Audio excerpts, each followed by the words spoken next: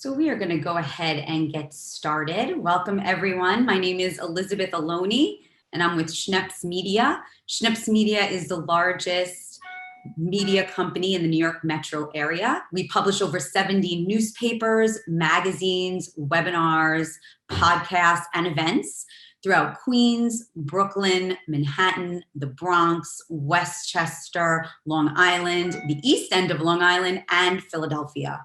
And today we are absolutely thrilled to be able to bring to you experts from Weill Cornell Medicine team, from NewYork-Presbyterian Brooklyn Methodist Hospital, where we're going to have the opportunity to discuss and answer questions about prostate cancer and urologic health. So I'm going to go ahead and introduce the team to you. First, I want to welcome Hani Ashamalla, MD, FCCP. Dr. Ashamalla is the chair of radiation oncology at NewYork-Brooklyn Methodist Hospital and clinical professor at Weill Cornell Medicine. Dr. Ashamalla is named one of the top doctors by Castle Connolly Medical since 2001 and one of the best doctors by New York Magazine since 2011. Welcome, Dr. Ashamalla. Next, I'd like to introduce you to John N. Graham Jr., MD. Dr. Graham is an attending urologist at NewYork-Presbyterian Brooklyn Methodist and assistant professor of clinical urology at Weill Cornell Medicine. Dr. Graham is fellowship trained in urologic oncology and complex robotic surgeries of the kidney, ureter, bladder, and prostate. He also has experience providing innovative technology for benign prostatic hyperplasia. Welcome, Dr. Graham. And last but not least, I do want to introduce Dr. Alfred Winkler. He is going to be joining us shortly, but as you know, doctors often get called into emergencies, and obviously a patient's health is of critical importance. But I do want to tell you a little bit about Dr. Winkler, and hopefully he'll be joining us shortly. He is chief of urology at NewYork-Presbyterian Brooklyn Methodist and assistant professor of clinical urology at Weill Cornell Medicine. Dr. Winkler's area of focus are men's health, stone disease, as well as voiding dysfunction in both men and women. He's passionate about community health awareness of urologic disease. And that is why we are all here today, to be able to talk about this and make sure that everyone is educated to be able to prevent and treat prostate cancer and urologic issues. So I want to get started talking about some of the screening guidelines. Dr. Ashamalla, Dr. Graham, if you're comfortable talking about that, they always seem to change. Can you discuss with us a little bit about what those current screening guidelines are for prostate cancer? Sure. So the screening most often will happen either with your primary care doctor or with a urologist.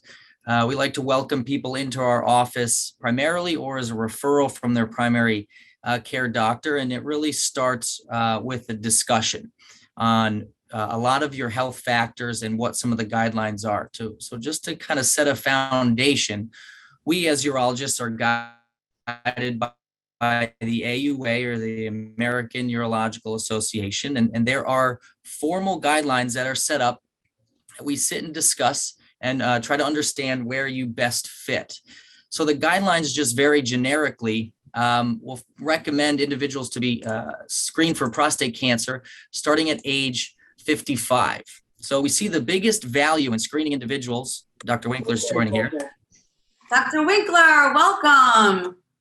So happy to have you. See, these are not actors, these are doctors that are busy practicing their medicine. So welcome, Dr. Winkler. So Dr. Graham was just talking to us about some of the screening guidelines for prostate cancer. And Dr. Graham just told us that screening should really begin at age 55. It looks like Dr. Winkler might be a little bit frozen. So Dr. Graham, why don't you continue sharing with us some things about the prostate cancer screening, and we'll get to Dr. Winkler as soon as we're able. Okay, great. I want to get in. I'll certainly encourage him to interrupt and introduce himself. But yes, you see the greatest benefit as a urologic community based on a lot of our research that screening is best between the ages of 55 to 69. Now, the important caveat to this and why screening begins with the discussion is trying to understand if there is value for you to begin screening at a younger age. So we don't often recommend individuals at average risk of prostate cancer to be screened between the ages of 40 to 54. So in those years prior to the age of 55, but certainly individuals who can be found to have an increased risk of prostate cancer, and these would be individuals that have an African American history, a family history of prostate cancer, or a family history of an adenocarcinoma, a type of glandular cancer in other organs of the body that is found to have some genetic association with prostate cancer. So it really comes down to that discussion and trying to understand where you would fall within these two large cohorts of patients or age groups, that is, when to begin screening. And as you move into your ages above 70, we like to, just as before, look at your entire health, what your life expectancy is, what are other health problems that you're managing, and if prostate cancer screening would be of value to you in the ages of 70 to 75 years old. So generically, 55 to 69 at average risk, but we would certainly entertain screening earlier if you had increased risk factors.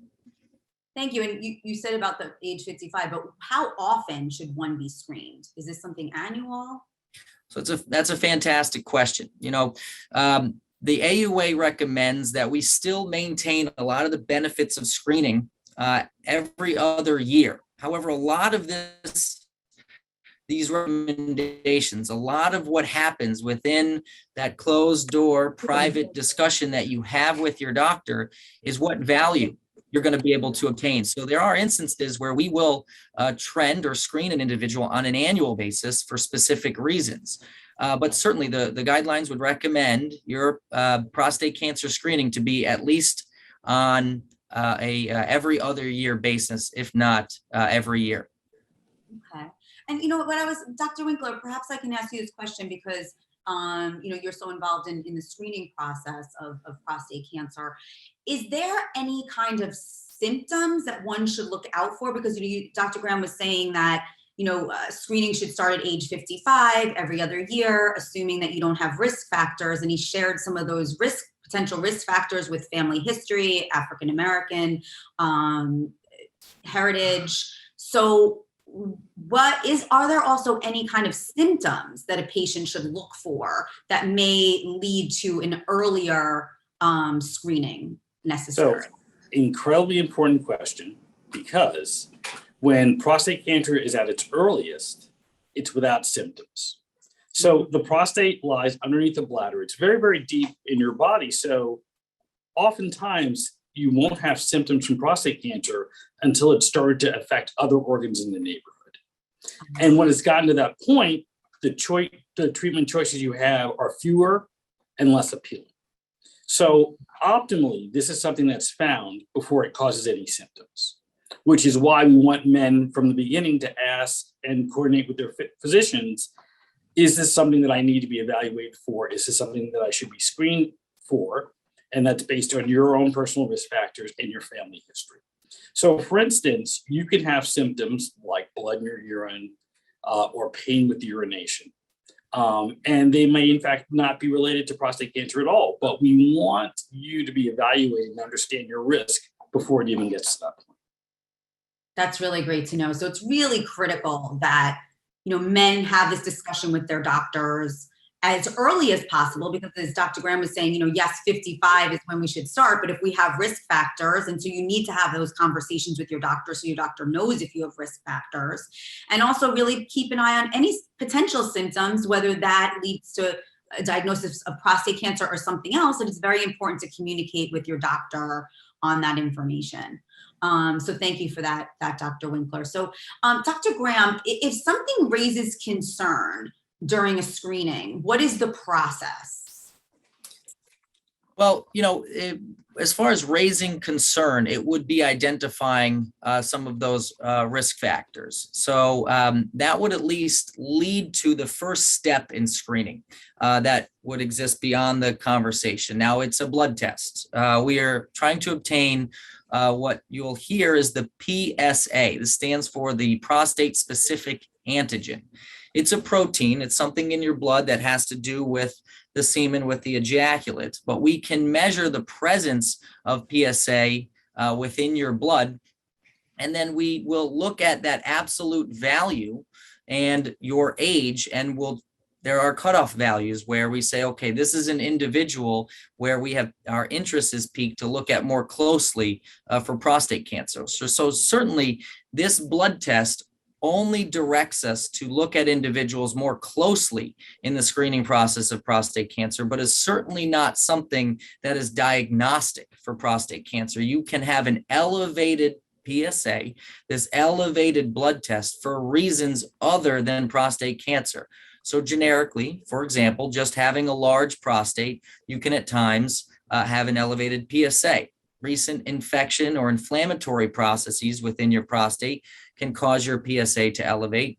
Recent ejaculation, so ejaculating around the time of the obtaining of your PSA can cause it to be elevated, or situations where you would have instrumentation of your lower urinary tract, Foley catheter placement, etc., things that may exist outside of this topic of discussion. But again, it's very important for us to tease out some of the factors that may cause the PSA to be elevated. So the blood test being number one, and then the second half of this would be a digital rectal exam. Not absolutely and necessarily mandatory, but it's important for us to at least discuss the possibility of checking your prostate with a finger, because the majority of prostate cancers do develop on that in the peripheral zone, on that back side of the prostate.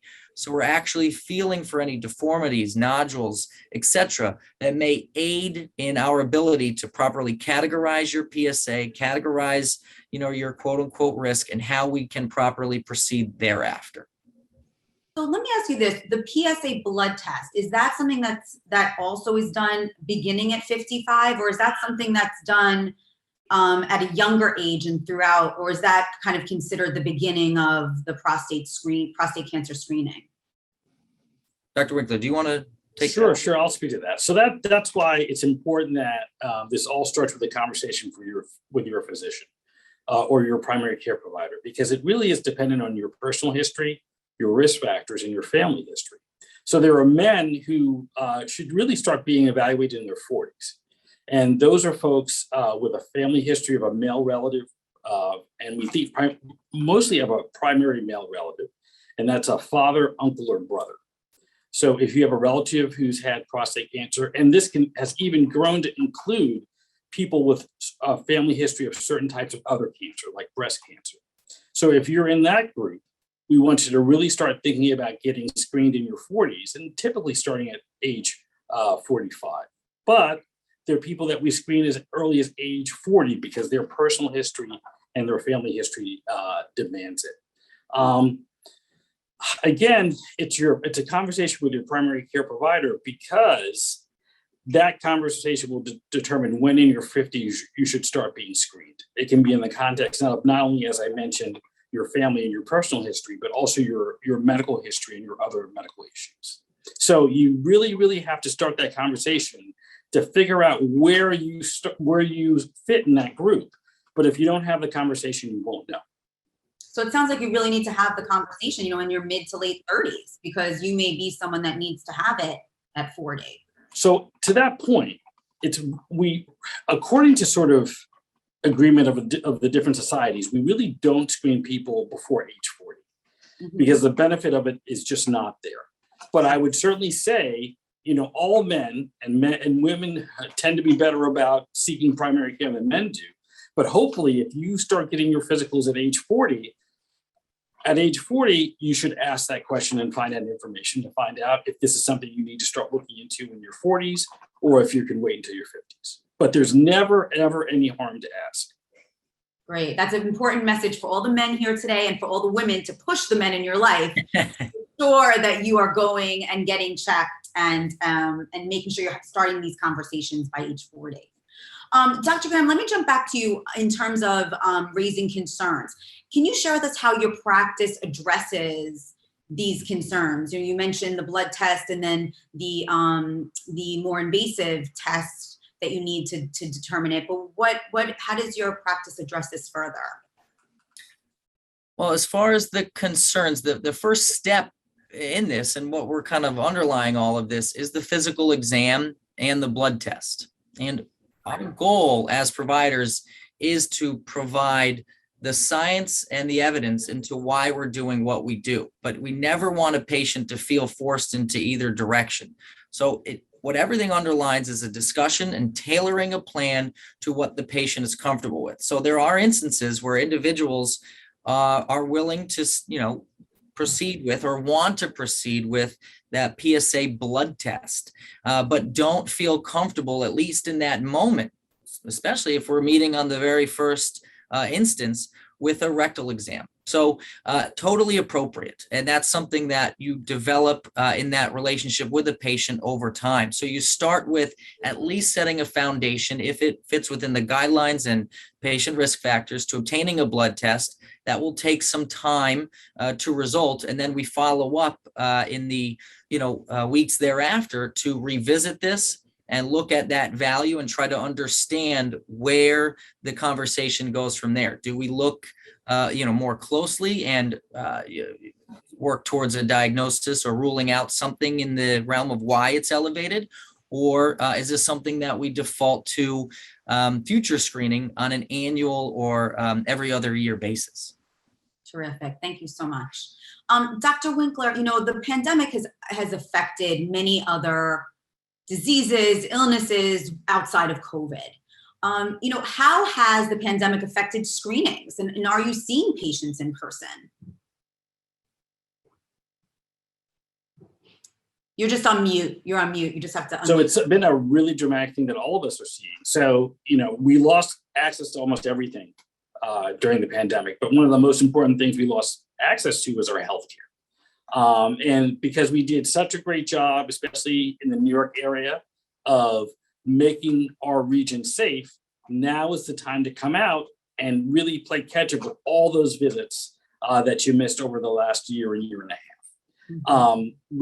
Dr. Graham, I can tell you that offices are safe. They're perhaps the safest place where you can be in the city. So just speaking for the New York-Presbyterian system, all of our employees are vaccinated, all of them. It's mandatory. So we can at least speak for our facilities in terms of you really couldn't come to a safer place for your healthcare. So unfortunately, we're starting to see those folks who were supposed to come for those screening visits, and it's been a year and a half instead of 6 months or a year, and their PSAs and their tests are a little bit more elevated than we would like to have seen. So because we want as few people as possible to fall into that category, please come and get evaluated, or at least have a conversation about if you need to be evaluated. That's such a great, thank you for saying that, because we really can't say it enough how important it is to get screenings and not let this pandemic cause other problems in your health care, and that you are safe to go and visit a doctor and to be able to get these screenings done. Now, what about video visits? I mean, obviously you can't do a blood test that way, but are you seeing patients with a video, and is that beneficial? So certainly the video visits are beneficial because at least the conversation can start. And there are many, many patients that I've seen Dr. Graham saw during the course of the pandemic, where at least we have the conversation about, okay, these are the signs and symptoms you need to look for. This is when you need to come in and be reevaluated. And now we're having all those folks who we can only see by video finally come in, and we can see them for in-person visits. So one of the things I just want to mention in particular about our system is that we had a new program for our prostate cancer patients and prospective prostate cancer patients called multidisciplinary prostate cancer office hours. So if one of our patients happens to be diagnosed with prostate cancer, we know at that time it's incredibly important for them to have access to information. So in our program, you're able to consult after your diagnosis with a urologist, a medical oncologist, and a radiation oncologist, all on the same visit. Because of the pandemic, we had to do all these visits by video, but now things are so comparably safe, we actually have patients come in, which is a great thing, because those conversations, while it's important to have them, and we were fortunate to be able to offer them by video, it's great to have a patient and their family, their loved ones, their significant others come in So they can get all that information in one session so that everybody can ask their questions and really lead those meetings as well informed as possible and as well armed as possible to make their treatment choices. Thank you. That's a very, very important message. Please, everyone, go and get your in-person appointments as soon as possible. So now I'm going to turn to Dr. Ashamalla and Dr. Graham again to talk about the treatments for prostate cancer. So can each of you share in your area of expertise about the type of treatments that are available at NewYork-Presbyterian Brooklyn Methodist? Ashamalla, do you want to talk, Dr. Ashamalla? Sure. So thank you very much for the invite, and I'm very happy to be here. And I see a lot of people listening in, and we're looking forward for your questions. I work as a team, as Dr. Winkler just mentioned. None of us work on his or her own bubble. We are always a teamwork. Every single patient is discussed in a multidisciplinary fashion, and then the consensus comes in whichever type of treatment will be offered. I am in charge of radiation oncology at NewYork-Presbyterian Brooklyn Methodist. So occasionally our patients who are referred for radiation therapy or agreed to have radiation therapy, those usually are the ones who tend to be a little older and sometimes more advanced. The younger the patient and the less advanced, I'm sure Dr. Graham will comment more on. There are many types of radiation therapy and a lot of technologies, and we are very proud to have some of the most amazing technologies in the country we have at NYP Brooklyn Methodist. So we offer what we call IMRT, which is a very focused type of radiation where it targets the tumor, which is in this case the prostate and maybe the seminal vesicles. Sometimes we treat lymph nodes or not.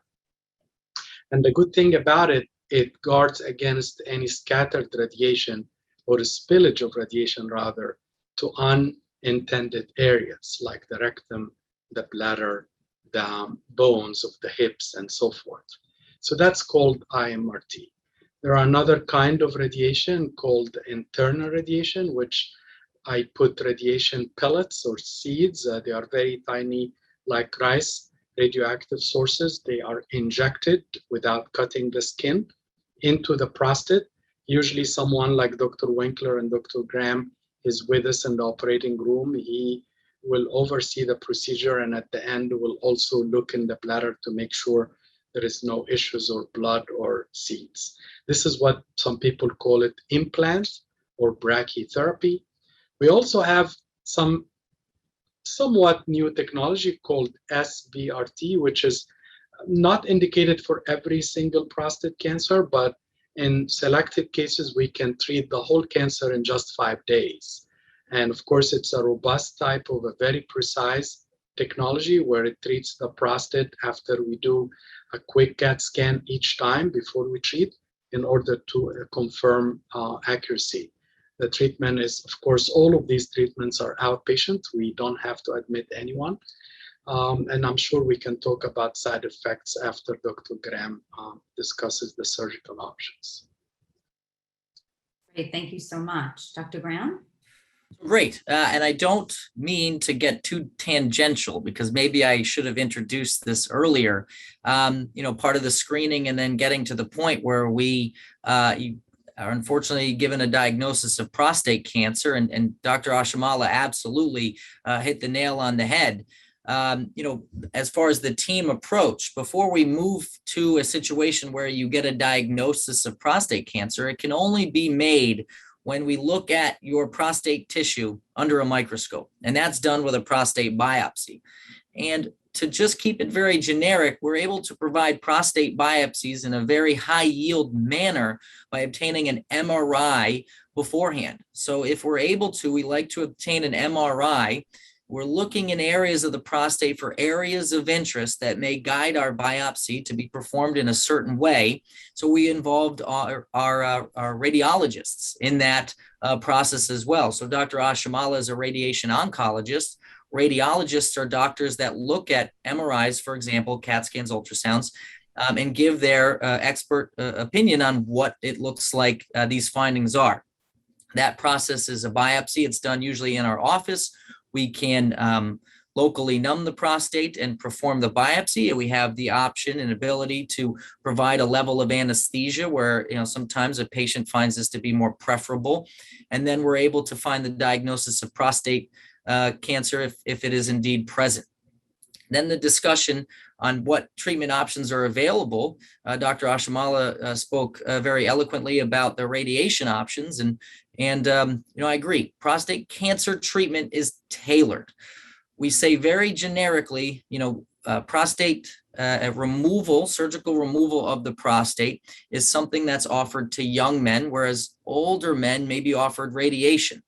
The important thing to remember is young versus old is not something that is necessarily dictated by your age. Certainly there are healthy older men. So these are men that their life expectancy or longevity is very long. Whereas unfortunately, there are some individuals that are quite unhealthy and maybe on the younger end of, younger in their diagnosis. And therefore we would tailor a treatment plan for them.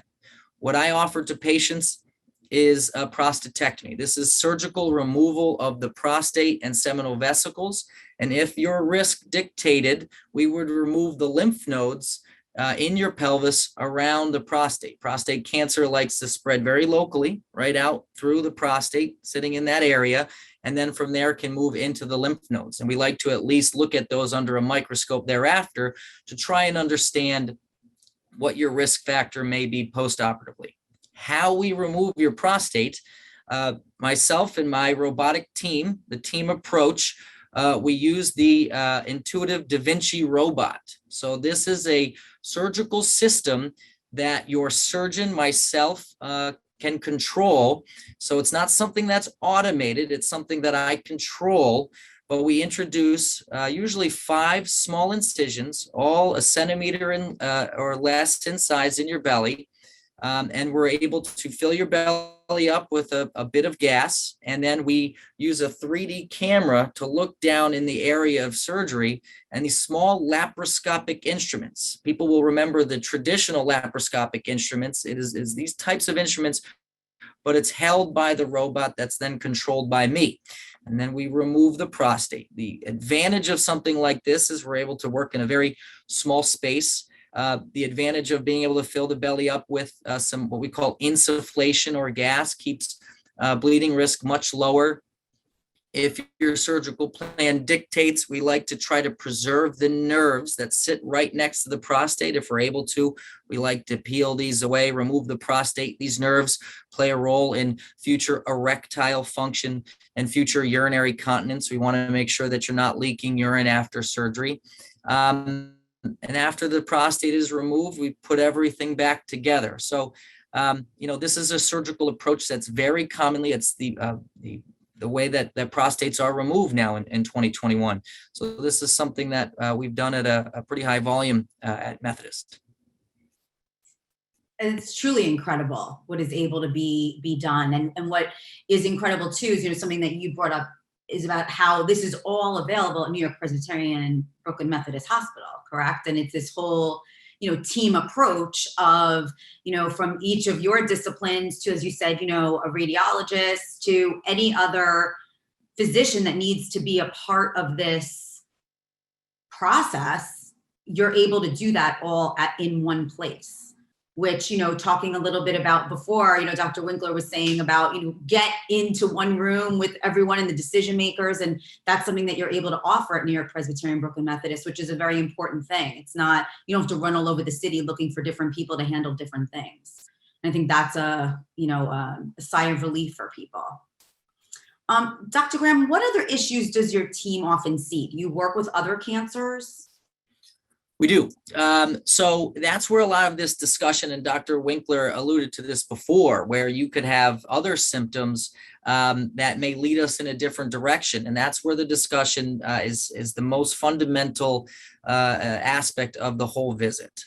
As a urologist, we deal with cancers that involve other urologic organs. So this is where the urine starts. So we see things like kidney cancer.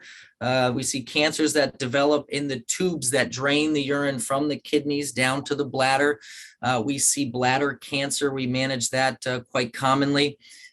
We manage testicular cancer and penile cancer. So these are the more common urologic cancers. There's also, unfortunately, cancers that exist in the retroperitoneum. It's this area of your belly that exists around the urologic organs, and we play a role in that.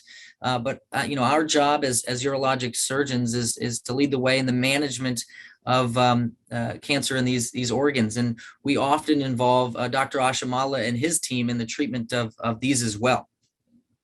Fantastic. When do you know when to go to a urologist? So for the PSA, you see your general doctor, you have the conversation about your history, you determine when screening should begin. Is that when you then go to a urologist? So oftentimes as a subspecialist, we will get referred patients from their primary care. So that's really what's the most important aspect, is to just get access to healthcare. Because while this topic is very important, and prostate cancer is the #1 diagnosed solid organ cancer in men, there are other health issues. It's very important to have a discussion with your primary care. But certainly individuals will present as a self-referral to our office. So what other problems end up being found often come as a result of this type of discussion. For example, another thing we commonly deal with is as how men or women urinate. As men get older, their ability to urinate can be affected by the prostate itself. That is unrelated to prostate cancer, a benign overgrowth of the prostate.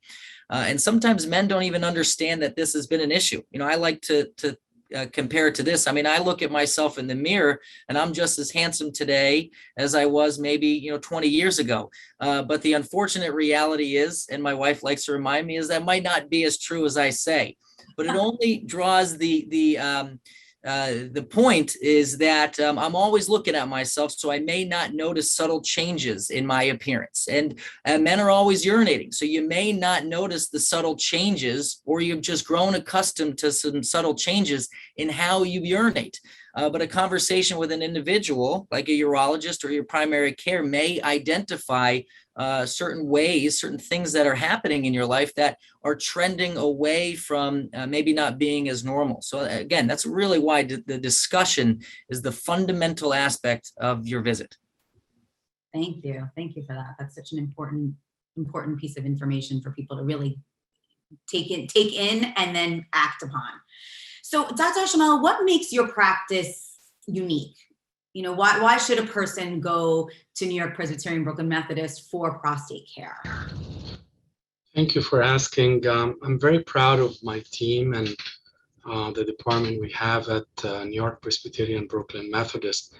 I personally, several of my own family members were treated in my department, and I guess that's a testimony of how much I trust the team and know how compassionate and empathic they are. So that's from a human point of view.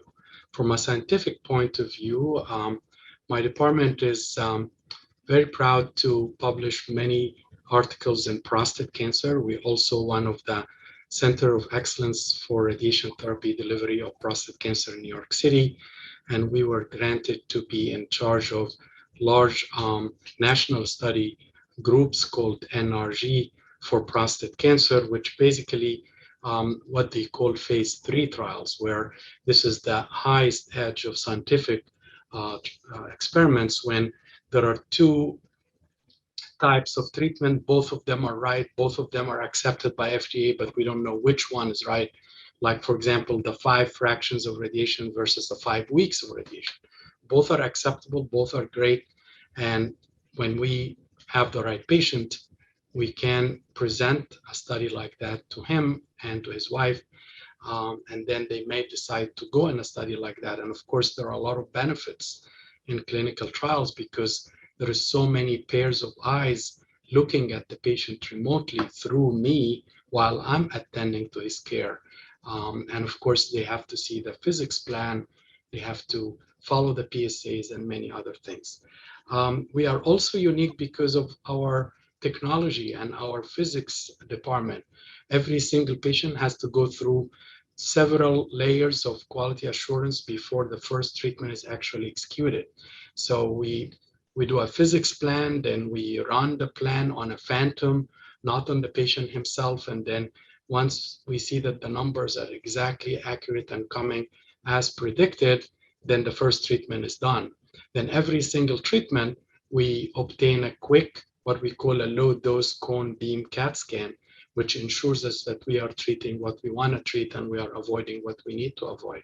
And of course, all of that gives the better quality of our care, because anyone can treat prostate cancer as far as radiation, but we just not only we want to cure cancer, but we want to prevent any side effects or complications in the person's life. One of the things radiation therapy can help in is, in many cases, we're able to preserve sexual functions, which is, of course, very important to manhood. And many times, and in good percentage, whether external beam and even more important, SBRT and internal radiation are able to preserve the quality of life. And of course, we go through that. Every single patient comes in, we go through a scoring system of his urinary and sexual scoring every time before and after treatment. It's very important to know that you're not only thinking about the screening and the process of dealing with cancer, but also any of the side effects and being able to manage those and make the future for your patient as wonderful as possible. You know, I can say, you know, meeting each of you and meeting the doctors at New York Presbyterian Brooklyn Methodist, it's really, you have an extraordinary team in terms of how compassionate you all are, how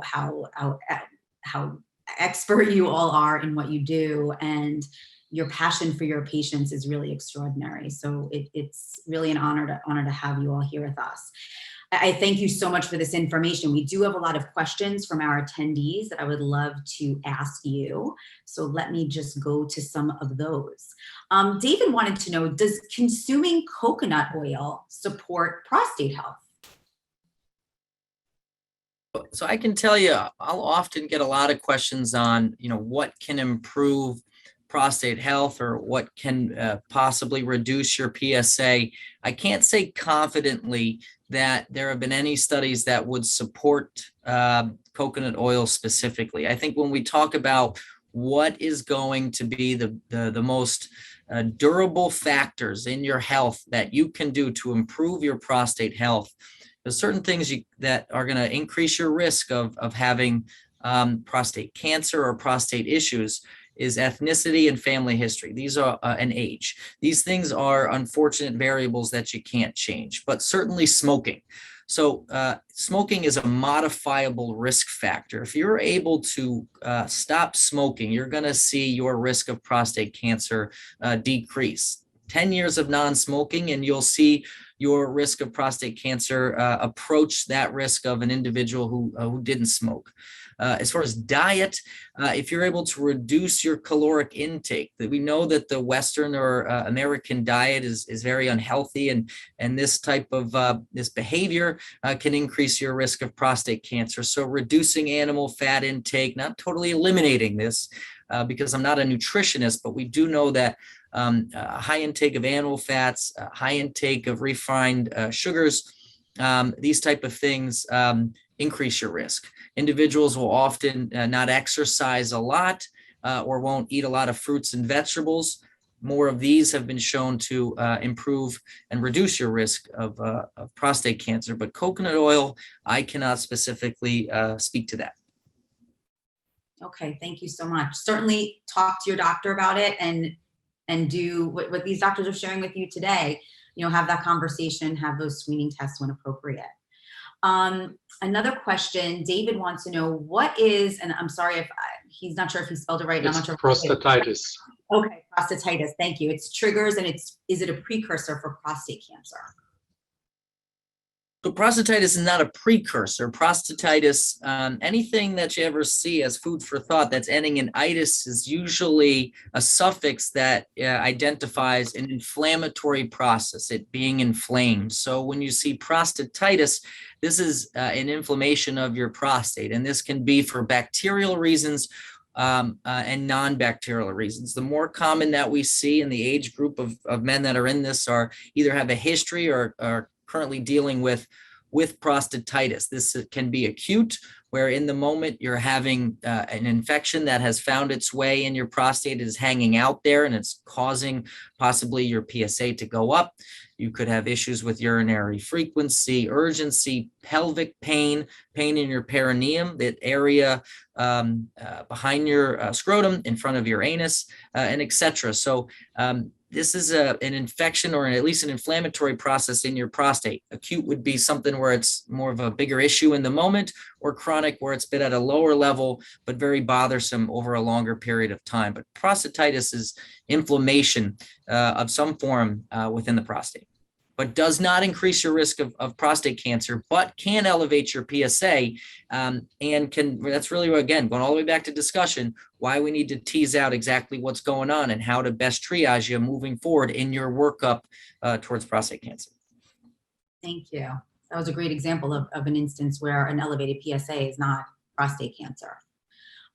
George wanted to know, once you're diagnosed with prostate cancer, how often should one have a prostate biopsy to see if the cancer has spread? And is there any other test that can be used to see if the cancer has spread?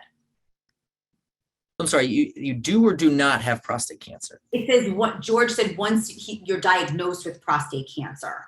Yes. So fantastic question, loaded question, and a long discussion.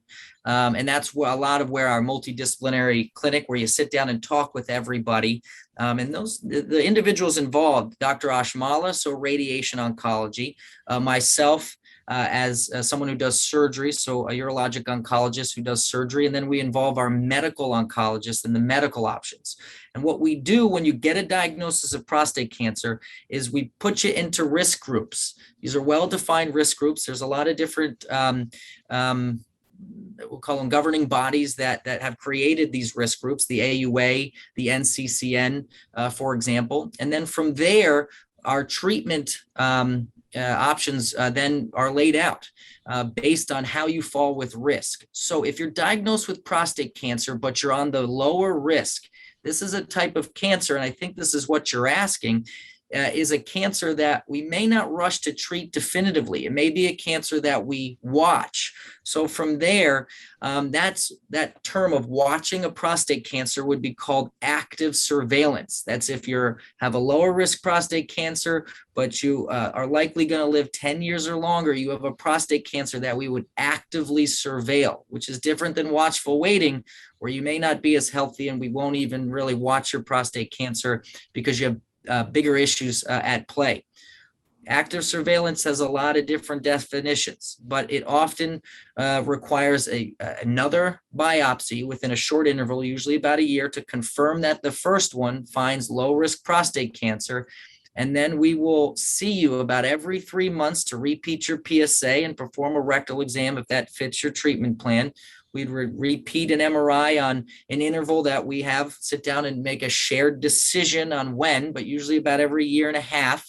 And then we would repeat a biopsy possibly every 3 years thereafter. Now, this is something that is a newer type of treatment plan. It's one that we talk about very frequently as urologists, but to give you a generic answer of what some common active surveillance protocols look like is biopsies every 3 years. And certainly, we would shorten that timeline if something were to cause concern. Your PSA were to jump, your physical exam would change, or your MRI may have a change or a concerning finding in it.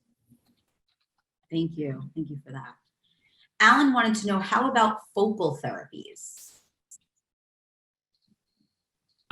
So focal therapy, is something that's very a hot topic with urologists right now. It is something that is going to find its way to Methodists, likely in the future. But focal therapy, just generically, is some energy form. And there are a lot of different energy forms available to treat just one area of the prostate. So prostate cancer can be very multifocal in a lot of different areas of the prostate.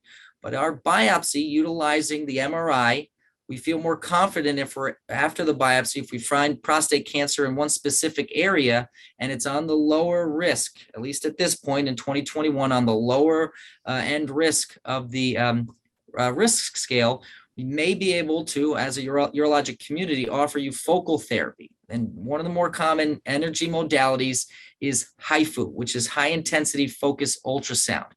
This Haifu technology is FDA approved for the destruction of prostate tissue.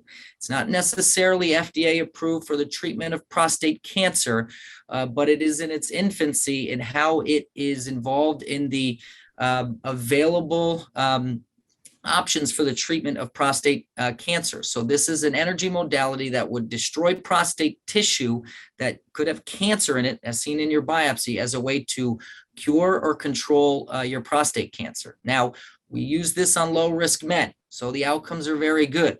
The question that we always wonder is, what if we did nothing? I just spoke very lengthy, unfortunately, about active surveillance, men that we would just watch their prostate cancer. Well, if we treat the one little area, they would do well also anyways. So it's a very important discussion to understand where these technologies exist on the timeline of how well they've been used, how long they've been used, and how it fits your prostate cancer, your risk, and where your prostate cancer may or may not be located. But that's what focal therapy is, energy to one area of your prostate to control more of that lower risk prostate cancer. May I add one sentence about that? I think we need to be very careful in advising focal therapy, and Dr. Graham is very honest and sincere in how he prescribed it, and he said destruction without sometimes curing. And focal therapy is not a standard of care. It's a standard of care when patients fail after radiation. If we have a failure of cancer treatment after radiation therapy delivered, I think focal therapy makes a lot of benefit. However, surgery and radiation continues to be the only two standards of care for curing prostate cancer. Thank you. Thank you for that. And it really shows how important it is not to talk to an expert urologist here and ask these questions as opposed to maybe Googling it or finding out from a friend. It's so important to talk to a doctor, and so important why you need to set up that appointment. So Mitchell wanted to know, I had MRI guided SBRT last year together with testosterone deprivation injections. Although I've been taking 0.4 milligrams generic Flomax 2 times a day, I have to urinate 3 times during the night, which has made sleep a problem. Any recommendations? So I'll answer first, and I think I would like Dr. Graham also to help me. I am not sure when was the treatment delivered. So if it is within 3 months, then that's not very rare. It can happen. And hopefully with time, things will get better. And hopefully he does not need to do any procedures. So that part of the story we don't have. If, however, this happened a year ago, I usually refer my patients to Dr. Graham and say, maybe the patient developed what we call a stricture, where the lumen where the urine comes from, medically speaking, called urethra, sometimes becomes very narrow rather than a tube becomes sort of there is an indentation in it, or there may be something pressing on the bladder, and then Dr. Graham or one of his colleagues may be able to dilate or help the patient. Please, John, if you want to add, please. So thank you. I mean, I think it is very important to look at the timeline. Your prostate is still there, so you can still have issues getting your urine out. Oftentimes, these lower urinary tract symptoms, you still have your prostate. You can still have a big prostate, and your symptoms of urination can exist after the treatment. It can be a stricture. It can just be an overgrowth of the prostate.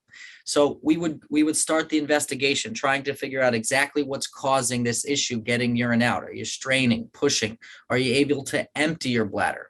Trying to quantify the frequency of your urination and the urgency. And then getting up at night, this is called nocturia. And nocturia is a very difficult type of thing to control. Sometimes you just don't empty your bladder very well. And if we can offer you modalities to empty your bladder well, then you'll have more time to fill up. Oftentimes, getting up at night to urinate is an issue of two things: whether your body is making more urine while you're asleep, things like sleep apnea, undiagnosed sleep apnea, where you stop breathing while you're asleep. That's something you don't do during the day, and for confusing reasons, it causes you to make more urine at night. You could have swollen legs. And this peripheral edema, you lay down and all runs back into your body, you make more urine at night. Or your bladder just isn't storing as much. During the day, it fills all the way up to its max capacity, and then you urinate. But during the night, for some reason, it's only half filling. So again, it's very important to talk to your urologist about this, because the answer is not just simply this. It's very fine in how we have to tease it out. Terrific. Thank you for that. John wanted to know, he said, I'm 74, no history of cancer in my family, no complicating risk factors, and no nodules on my enlarged prostate, which causes a weak stream. I understand there's no value in PSA tests at my age. My doctor has prescribed 5 milligrams daily finasteride. Will that shrink my prostate or reduce risk cancer? Or reduce risk of cancer? Any other non-surgical means of reducing the size of my prostate? So great question. And I think the first thing I just want to speak to is, and I'm reading the question here, is that there's no value in the PSA test at my age. There might be value in testing your PSA at that age. You could be a very healthy guy. And for example, everyone in your family lives well into their 90s. So there may be some value in checking your PSA. While the guidelines don't absolutely, strongly recommend the benefit here, they do state that there is value for certain men within your age group. So I would first speak to that. Finasteride is an interesting medication. It's something that when we have that discussion, we need to identify whether you're taking it, because your PSA will be artificially cut in half. So for example, if your PSA was 4 in the office and we found that you were taking finasteride, in our mind, we would say this individual's PSA, for example, is 8. And then we would look at your age and try to figure out, what type of, where this falls on the risk scale and how to manage it thereafter. So the finasteride itself can shrink your prostate. It plays a role in how testosterone gets changed into a more potent form, but reducing that more potent form by taking finasteride helps to shrink it and can help, in addition to alpha blockers like Flomax or tamsulosin, as we talked about before, can reduce your risk of going into urinary retention in the future, an inability to get urine out of your bladder. So there have been, like, the MTOPS trial is a trial that looked at an alpha blocker and finasteride. It lowers your risk of retention in the future. But as far as whether or not it will reduce your risk of cancer in the future is a great question, and it's one that we constantly talk about. My answer today will be no. So it does not. It's not a medication that we use to reduce the risk of prostate cancer, although it is something that for very specific reasons, we do, have very spirited discussions about, but it has not been borne out in the data. May I add just a little comment?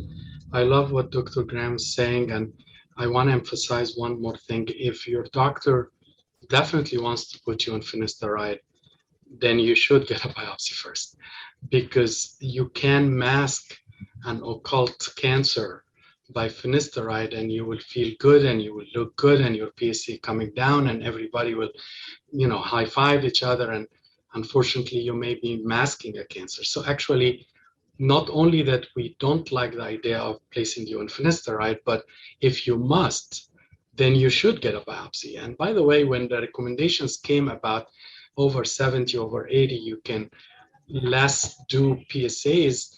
Remember, the average lifespan at that time was far less than today. I mean, I literally see men golfing at the age of 90 and coming with prostate cancer to be treated for 5 days. So I am not sure if age should be taken against you. Thank you for that. And David has a question along those lines, because he wants to know is how long is it recommended to continue getting the PSA blood test into 70s, 80s? And Dr. Graham, I think you were sharing it really depends on the patient. I'm sorry, I just broke up there very quick. Just David was saying along the lines of age, about how long is it recommended to continue getting PSA blood tests into 70s or 80s and beyond was his question. And I know that you had addressed about, it's not necessarily maybe age, but it's the patient individually. That's a fantastic point, and it's absolutely true. We try to understand your life expectancy. Your life expectancy is very important. I think there was a discussion above about whether PSA should or should not be recommended, and I think it's a fair point, and it's one as a urologic community and a larger medical community, because primary care doctors play a big role in this, is the PSA, our goal as urologists might not necessarily be to find prostate cancer.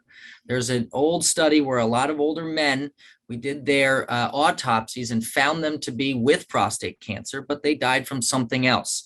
So it underlines that it's common that men will develop prostate cancer as they get older. So going all the way back to how PSA plays a role and what we want to do as urologists in the identification of prostate cancer is not necessarily to identify prostate cancer, but it is to find prostate cancer in men that could affect their life, whether quality, how good their life is when they're alive, or their quantity of life and how long they live. Will this be a cancer, a clinically significant cancer that can affect how many years that they live? Because we said before, there is cancer that we just watch. So our goal is not to overdiagnose cancer. Our goal is to find cancers that are going to, quote unquote, and simplistically hurt you. Thank you for that. So we have an anonymous attendee here who said, how can I convince my reluctant husband to get screened? When you figure that out, let me know. I think that is the goal of what today is. That is why we do these type of things. But I think what's important is while you're meeting a urologist today and Dr. Ashamalla and Dr. Winkler, everybody who deals with prostate cancer, we are part of even bigger teams that are involved in men's health, and men's health can involve a lot of issues. So sometimes it's important to just sit down and talk with one of us. It doesn't have to be about prostate cancer. It's just looking under the hood and having a discussion about, what's going on and how we can possibly improve your quality of life. And then from there, while we develop a rapport, the comfort levels are improved, guards come down, the mystique of walking in and seeing individuals with white jackets on while this type of barrier is breached, then we have some more serious discussions of how we can employ some preventative strategies thereafter. Great point. Thank you. And what is it with prostate cancer? You keep talking about living with cancer, which I think is something we're not used to talking about. Is there a benefit in catching this earlier than later? And what is that benefit, if there is one?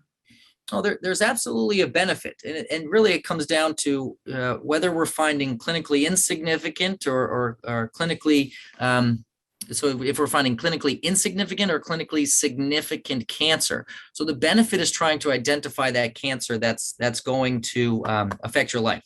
So that is because we have seen that these individuals, if left untreated, it will spread and it can move to other areas of the body. And then our ability to offer you a cure, as Dr. Ashamalla and his team does, as my team does, as we do as a collective team, we've missed that window. But there are situations we talked about before where we watch these cancers because we have seen through decades of data that it likes to just kind of sit there. So our goal is to figure out by watching it, if this is something that's going to ultimately become a bigger issue.